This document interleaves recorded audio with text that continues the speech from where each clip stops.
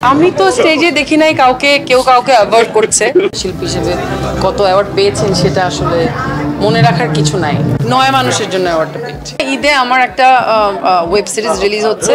আমি তো ভাবিনি I deserve this award. Jury board সিদ্ধান্ত নিয়েছেন 9 মানুষের জন্য আমাকে পুরস্কৃত করেছেন।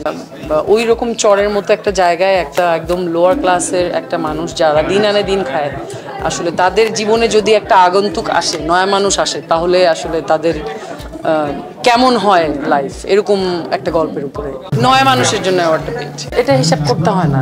আমার মনে হয় শিল্পী হিসেবে কত অ্যাওয়ার্ড পেয়েছেন সেটা আসলে মনে রাখার কিছু নাই। Except the appreciation and let it go. ঈদে আমার একটা ওয়েব সিরিজ রিলিজ হচ্ছে হইচই বাংলাদেশে। হইচইয়ের সঙ্গে আমার প্রথম কাজ, এবং অমিতাভ রেজা চৌধুরী যিনি ডিরেক্টর পরিচালনা করেছেন ওনার সঙ্গে আমার প্রথম কাজ। কাজটা রিলিজ হচ্ছে এবারে ঈদে। তো সেটার প্রচারণার কাজ চলছে আপাতত। ওইটা নিয়েই মানে বহিমিয়ান ঘোড়া নিয়ে আপাতত মানে ব্যস্ত। আমি তো স্টেজে দেখি নাই কাউকে কেউ কাউকে অ্যাভয়েড করছে। আমি দেখেছি 4 জন শিল্পী স্টেজে, তারা একসাথে একজনের একটা গানে, যেই গানটা চূড়ান্ত রকমের জনপ্রিয় একটা গান, সবাই তার গানে নাচছে। একটা শিল্পী তার গানে অন্য আরো 4-5টা শিল্পী নাচছে, সবাই সবাইকে অ্যাপ্রিসিয়েট করছে। আমি তো দেখলাম না যে কেউ কাউকে আসলে অ্যাভয়েড করলো, এমন তো দেখলাম না। আমি তো 4 জনকেই একসাথে নাচতে দেখলাম স্টেজে।